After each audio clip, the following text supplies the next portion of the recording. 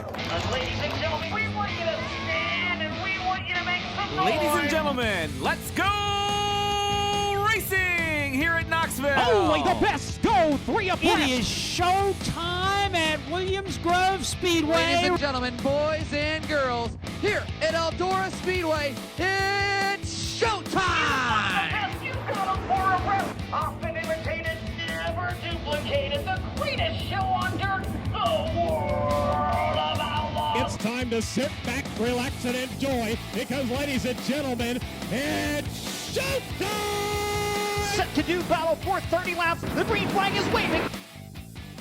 Hello again, it's Wing Nation talking sprint cars, our favorite time of the week. We are so glad you have joined us. Steve Post and Aaron Evernham in our Concord, North Carolina studios. Hello, Aaron, how are you? I'm doing well. Fresh off my trip to Wall Stadium. How about you? You were at Wall Stadium. I was at Lime Rock Park and Stafford Motor Speedway. So we had the modifieds on asphalt covered this weekend. Yes, we did. But of course, Wing Nation, we are sprint car racing, and we're on July 1st. So the crossed flags are in the air, and we're somewhere midway through the season, and it's a good chance to just kind of catch up and kind of get a lay of the land with everything. And who better to do that with than the sport's #1 ambassador and analyst and everything else. Brad Doty joins us. Hello, Brad. How are you? I'm doing fine. It's a good day when I get to talk to you, too. It's a good day to talk to you as well and talk sprint car racing. And yeah, we're here July 1st. We're on vacation. The two national tours are on vacation. Yeah. Okay. Brad, just what's your sense about the first 6 months of this season? What stands out to you about sprint car racing as a whole? You know, whether it's something local or something nationally. Well, you know, on the national level, I mean, obviously there's a lot of us that wish the split didn't happen. I mean, we know what it did to IndyCar but there's been some pluses. I do like some of the things that Highland is doing, and it does give a lot of teams, and especially some of the younger drivers, a national platform, so to speak, to show their talent. So we have seen a lot of very young drivers and some other teams that are racing for good money, you know, get to show the world, you know, what they're made of. What I don't like about, you know, the argument with even among fans is, what's the better series? Who's got the better drivers? You know, and I'm not just sure it's sustainable to have two national series. I mean, the promoters have to choose. More importantly, the fans have to choose on where they're going to spend their money. And I get a little worried about oversaturation, but the racing's been good. It seems like, you know, viewerships have been good for both. So, you know, who am I to say at this point, I guess? Yeah, there's definitely reasons to like it, to maybe not like it, but it has been, I think, more successful than maybe some of us would have guessed. And like you said, it's giving teams like, I don't know, one that sticks out to me is Bill Baylog. It's just given him a real moment to shine. Who are some people that, obviously he's one of them. You could certainly say Buddy Kofoid, but who are some people that have really maybe not surprised, but really starting to shine this year? Well, I always enjoy the younger guys. I mean, you know, Ryan Timms, Dayton Pursley, Garrett Williamson, Zach Hampton, you know, young guys that, like I said, are getting their name out there and letting people see what they can do.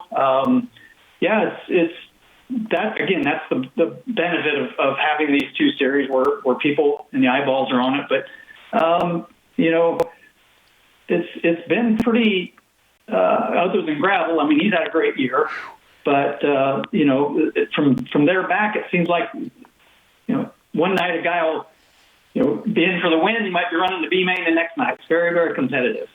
You mentioned David Gravel, and you're obviously familiar with Cody Jacobs very well, being from up there and being so close with the family up there. Just kind of describe this pairing and just how good this pairing is. Well, I think Carl and Steve Kinzer showed, you know, many years ago for us old timers that, you know, the longer you can stay together, the better you're going to be. And I mean, they were good right off the bat, which obviously helps. And they used to yell and scream at each other at the end of the night sometimes. And the next day they realized, hey, you know, we got to stick together. We got to make this work. And I think that's part of what you're seeing with Cody and David. You know, they've been together long enough. It was the same with Donnie Schatz and Ricky Warner, you know, all those years together running the same cars, engines, shocks. pretty much the same package. And that's what you're seeing with David Gravel and Cody Jacobs. They've been together long enough. They run the same cars, and they know what they're doing. They go tracks they've been to before, and it's obviously paying off for them. It certainly is. I want to take the conversation in a little bit of another direction. We talked about the split. We talked about the positives in sprint car racing. Earlier, Steve and I were talking how we went to some pavement racing this weekend. And I went and watched modifieds run, open modifieds at Wall Stadium, and they're pretty much running for the same purse they were 20 years ago. When you look at sprint cars, and what has happened with the purses, and you look at what Buddy Kofoid has made already this year, over $500,000. What are your thoughts about the explosion of not just sprint car racing in general, but the purses, the money that they can win these days? I wish I was still racing. Yeah, same. Yeah, they are running for some incredible money. But again, I question, is that sustainable? Yeah. Fortunately, the tracks that can do this maybe have some good backing, some good sponsorships. Same with my event. We have some great sponsorships that have supported us for many years that have helped us keep our event going. But, ticket prices have gone up, and they can only go so high. The fans can't afford it. Our family at four, for sure, has to save their money knowing the big events coming to town. But that's, I guess, like I said, the money's great, but can they continue to pay these kind of purses?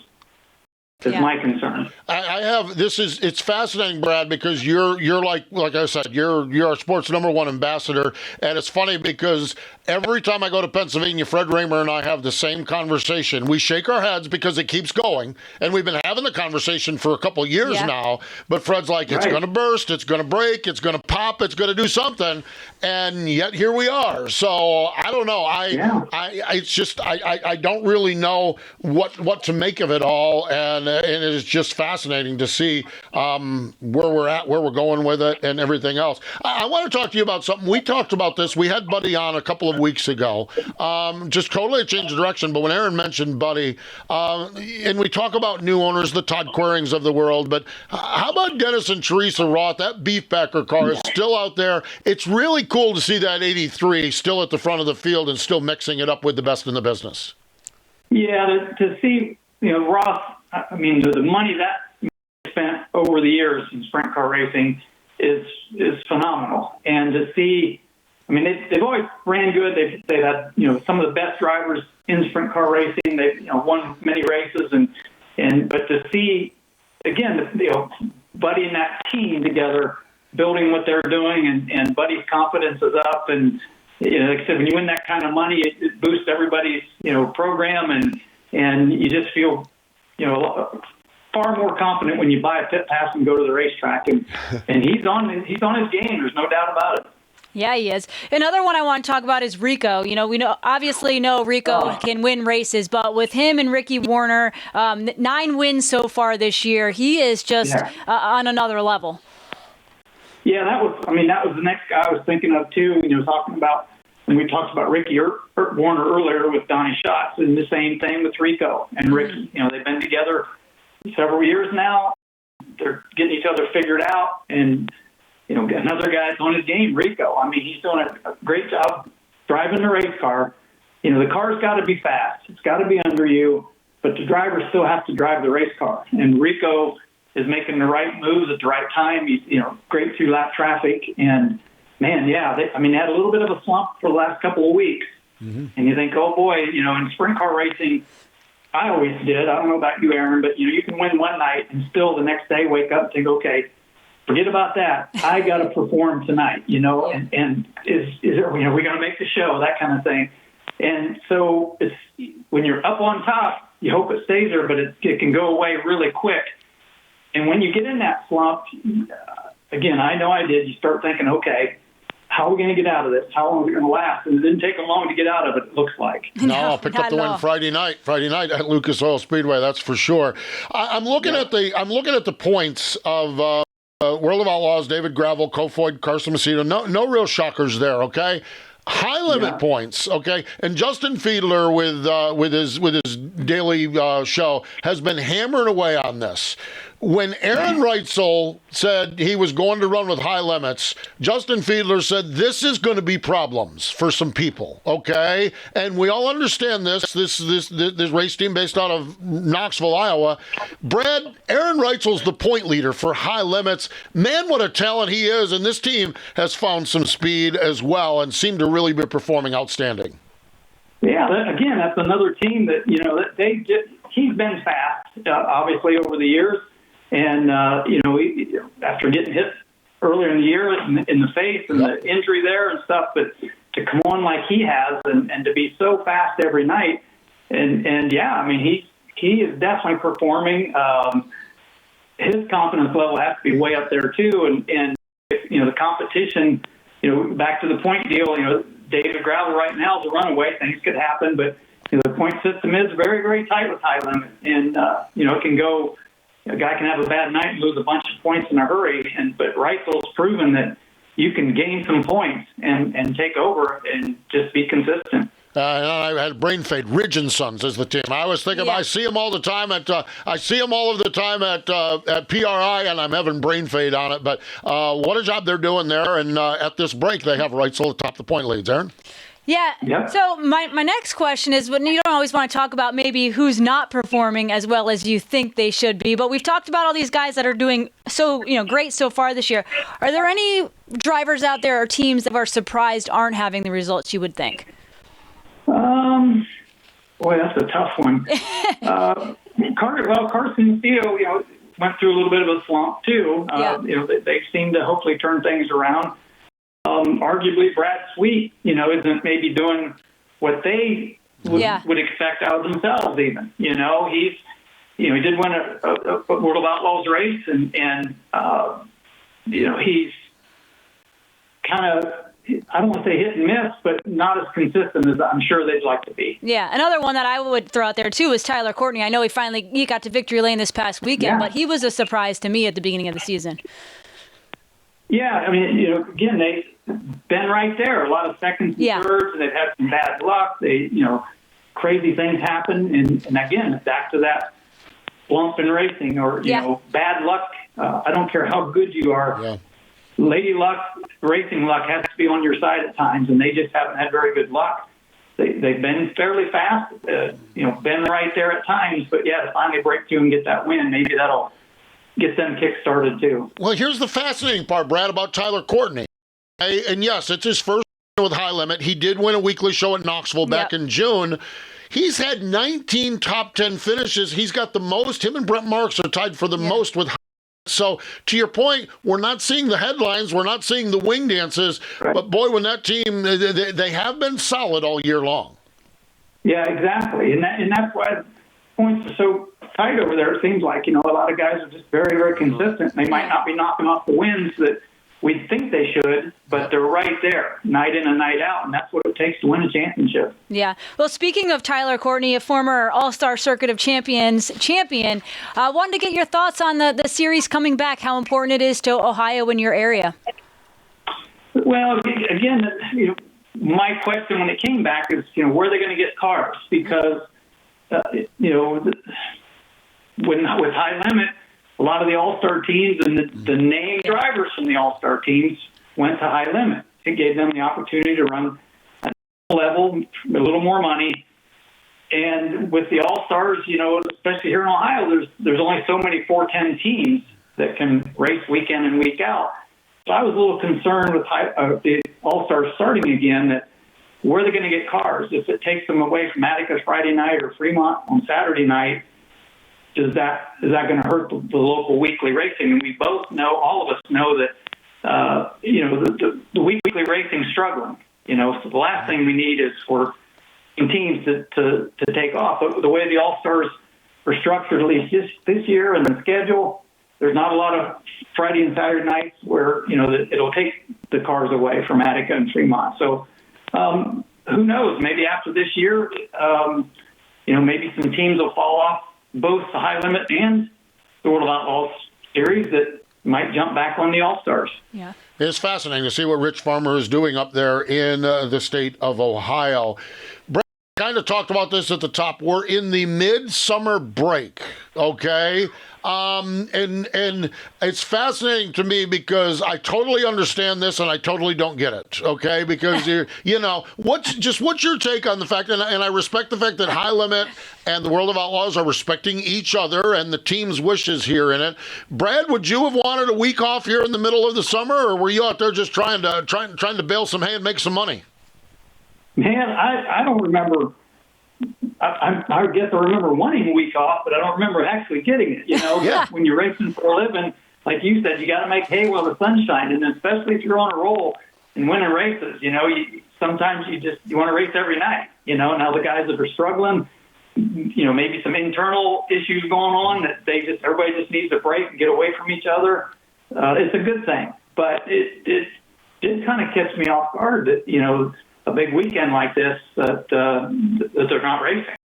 Yeah, it does seem weird. We're July 4th weekend of all weekends. I like to tune in and watch some sprint car racing. It used to be such a big weekend for sprint cars. It is pretty interesting. Yeah. But speaking of big races, you've got a big race coming up 2 weeks out from the Brad Doty Classic. Are you checking the weather apps already? The long range forecasts. We always talk to you about weather. No, not yet. You know me pretty well. Not yet. I really, really try every year to back off that a little bit, and even if it's bad, I try to think, okay, it'll turn around, and it has. We've had some really bad forecasts. Got very lucky and got it in. We've had some great forecasts that changed at the last minute for the worst. So no, I'm not looking yet. There we go. Well, we're 2 weeks out, so we still got time, that's for sure. How are things looking for the event? I know you've got Ohio Logistics back with you. I know you got DAC Vitamin Minerals back in partnership with you. As you've put this thing together, how are things coming together for you with the show? Really doing really well. Attica put some new clay on last year, and they've been working with that. It's the track has improved tremendously. Looking forward to a great racetrack that night, but the fans seem to be interested. The ticket sales have been going well, and sponsorship, like I said, is really supporting us. And reserve tickets are still available. So I got to do my promoter's hat here, but AtticaRacewayPark.com or WorldOfOutlaws.com. Check the schedule. You can click on and buy reserve tickets there, and they're only $2 more than the general admission. Now there is a small service fee, but you get a reserved seat, you're guaranteed to have a seat when you get there, and you can just walk right in and not have to worry about finding a seat. Brad, pardon me for not knowing this, but how many years have you done this race now? This will be the 37th. 37. Race. That's amazing. Yeah. Can you believe how much it's grown and changed? How cool. Yeah, no, very exciting. I'm very humbled. When the race comes around and I get to go out and address the fans and stuff, and hopefully it's a full house, it's a very humbling experience. And I'm really, really proud of everybody at Attica and everybody involved and all our sponsors that helped make the event what it is, and just can't wait for July 15th.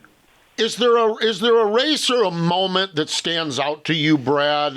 You've had so many, and I know Victory Lane, whether it was gravel last year, Kyle Larson the years before that, everyone down through. Is there a race or a moment, or even a word someone said to you about it that just stands out that struck you even more than just the normal day in and day out joy it brings you?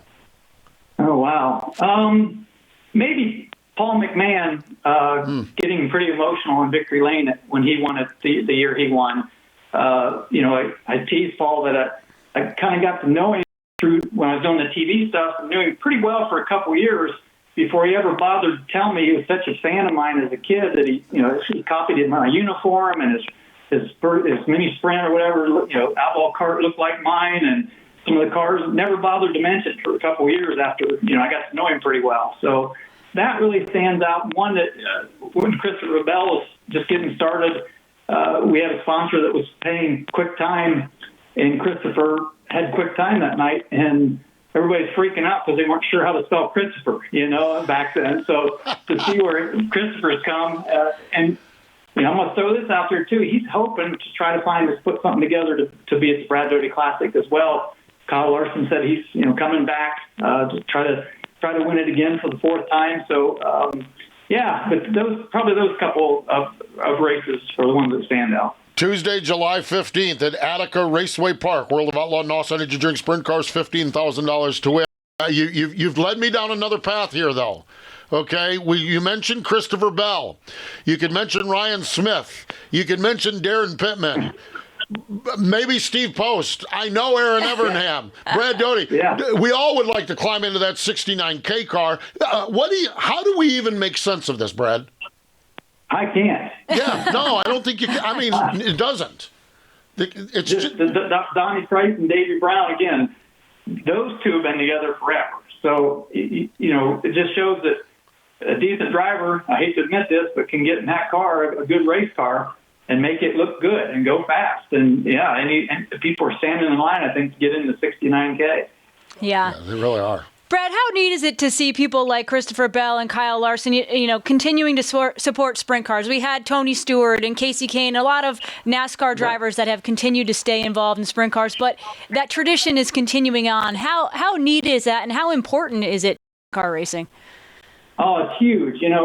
And Casey Kane ran my race through the Lima years when he was, still hot and heavy in NASCAR, and came and supported the race and did live TV interviews and helped with the event. So, I always, really glad and appreciate Casey doing that.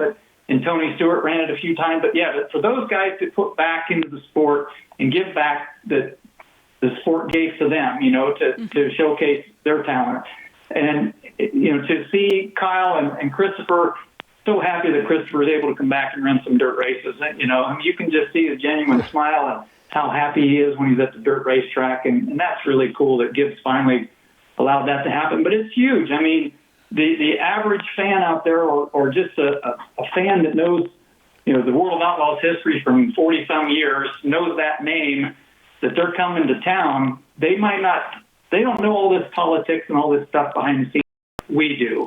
And that's fortunate that they don't. But they do know the names of Kyle Larson or Christopher Bell or, that maybe a NASCAR fan that doesn't even know sprint car racing that, wants to go watch them, see what this dirt racing is all about. And I think it helps grow the sport and bring fans to the table. For sure. Brad, now I've gone a little off the reservation. I'm going way off the reservation now. Okay. I was just reading your bio stuff and different Hall of Fame things.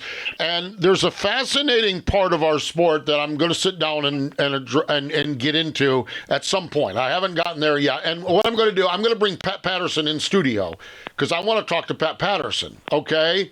And one of your first, and might not have been your first TV gig back in the 90s, was the Winter Series out in Arizona.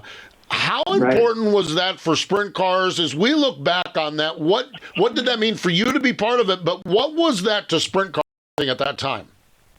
Oh, again, that was huge. I mean, that was, sprint car racing was on TV, a little bit and some tape stuff and different things, but to have that Winter Series, I mean, my goodness, that was huge. In the middle of the winter, when nothing else was going on, the audience from IndyCar teams, NASCAR teams, everybody was tuned in on the winter night, when there was no racing going on, watching sprint car racing live on TV. And talk about owing somebody a debt of gratitude, Pat Patterson taking a chance on me. I had zero experience with TV other than being interviewed as a driver. And Mike Joy and Dick Berggren took me under their wing, and I mean, I literally plunked me down in the booth, put a headset on, and said, "Just talk about what you see." And I was like, "What?" And it just took off from there. And I needed that at that point in my life. For those that know, I was paralyzed in an accident at Eldora in 1988, and 93, I believe, was my first year, 93, 94 winter. But to get me back involved in racing, that was critical. I mean, it really opened up basically a second career in racing for me. So I'll forever be grateful to everyone that took a chance on me, and it was so much fun. I still do a lot of analyzing, watching streaming stuff, and I'll text some of the pit guys or some of the announcers and say, "Look at this" or "Look at that" kind of thing. But I was very lucky that came when it did. Yeah, and it started, like you mentioned, a very successful career as an analyst for sprint car racing. What are some of your favorite highlights when you were in the booth? I mean, you did an excellent job. I had the chance to work with you a few times with Speed Vision, I believe. But what were some of the highlights, maybe some of the big races that you did such a great job throughout that whole television career? Well, I don't want to make it all about me, but the one that really stands out is the year. It was 10 years to the day at Eldora. You know, we were doing live TV, and I was calling the race with Steve Evans. And after the B main, got down out of the booth. You know, there's like 6 or 8 or 10 steps. So 2 or 3 big guys grabbed me in my wheelchair, and down the steps went. I took off, hopped in my van, slid my fire suit on, got in that race car, and went out and paced, you know, the field at the King's Royal that year. And a lot of people don't know this, but as soon as I was done pacing the field, they pushed me in the race car all the way back out the back gate, all the way back to the behind the grandstands. They went here up to the left rear tire of the sprint car. I grabbed the roll cage, pulled myself out, hopped in the wheelchair. They hustled me back up the step. I finished calling the A main, was still wearing my fire suit on live TV. So that was. So that's an easy one to answer. You know, yeah, that's great. I'm glad you shared the story. My God, I knew the story and I've watched the video. I don't watch it often because I bawl my eyes out when I see the video all the time because I know how special it was to you. But I did not realize the backstory getting back to the booth. That is awesome. My gosh. Yeah, I think they were 4 laps down by the, you know, they went green, but I think it was 4 laps down by the time I got back up in the booth and got my headset on. I love it. Yeah. Absolutely love it. Brad, again, let's talk a little bit about Tuesday, July 15th, Ohio Logistics Brad Doty Classic. DAC Vitamin and Minerals, also a presenting sponsor of it. You've already done it one time, but let's do it again. Where can folks go to get involved and make sure they're there on Attica Raceway Park? Go to AtticaRacewayPark.com or theworldofoutlaws.com and go to worldofoutlaws.com, just click on the schedule and scroll down to July 15th, and you can click buy your tickets and get a chance, like I said, to just get a ticket and walk right in, not have to wait in line. There we go. Get those reserved seats now. Plenty of good seats available, but let's hope there's not plenty of good seats available the night of the show. Exactly. So, nice stuff. That's for sure. Brad, what a treat. Always a pleasure to chat with you. Appreciate I'll share this a little behind the scenes. We had a little snafu earlier on. Our producer extraordinaire, Craig Moore, figured it out, and he's got duct tape and bubble gum and got this all pulled together. So we're grateful for Craig, but grateful that Craig did it because we love chatting with you, Brad. We appreciate the time. I'm glad I got the tin cans and the string tied up so we could get this done. So thanks, Craig. There we go. Brad Doty joining us here. And again, the Brad Doty Classic, Ohio Logistic Brad Doty Classic, presented by DAC Vitamin and Minerals, Tuesday, July 15th at Attica Raceway Park. Brad Doty joining us. Stay with us. We've got more Wing Nation coming up. 3, 2, 1, start your engine. The NASCAR channel is streaming now, exclusively on Tubi. Go deeper into NASCAR with 24/7 news, documentaries, and explore the vault of timeless NASCAR stories and unforgettable races. From crushing defeats to the thrill of victory. The NASCAR channel. Always on, always free. Only on Tubi. Welcome back. It is Wing Nation here talking sprint cars. Aaron Evernham and Steve Post. And man, I'll tell you, I could talk to Brad Doty all day long. Such a great guy, so humble. Such a great guy. I love, one of the times I was rolling into Knoxville, and there he was outside of the Hall of Fame, and we just stood in the parking lot and just chatted, and it's like, conversations with Brad Doty are just a treat. They really are. I mean, he's been there, done that in just about every aspect of sprint car racing, and he's still, his passion for it is still as strong as ever. He doesn't seem to miss many races. No, he certainly does. Follows along. Okay, yeah. Pennsylvania Speedweek. We've been following along with this. Mother Nature doing what Mother Nature does. She wiped out Williams Grove on Friday night. She wiped out Lincoln on Saturday night. But Babs Motor Speedway on Sunday ran. Did you, by any chance, see any of the crowd pictures? I did. Colton Gauss put it. It's on a Wing Nation group. Okay. Colton Gauss from the tower took pictures. Babs Motor Speedway had a massive crowd. And of course they're starving. Yeah, we talked about saturation. Yeah. Well, when you don't have a Friday night race and you don't have a Saturday night race, That Sunday night race, they knocked it out of the ballpark. So, and face it, Scott Goldberg and Colton, nobody works any harder on their business than they do. And it was, and I don't like to see them rewarded because of default from other people suffering, but I do like to see them rewarded. Yeah. And they had a massive crowd. And when they got done, Danny Dietrich was the winner. Can Danny Dietrich win the Ohio Speedweek Championship and the Pennsylvania one? I know. We will see what find happens. out. Right.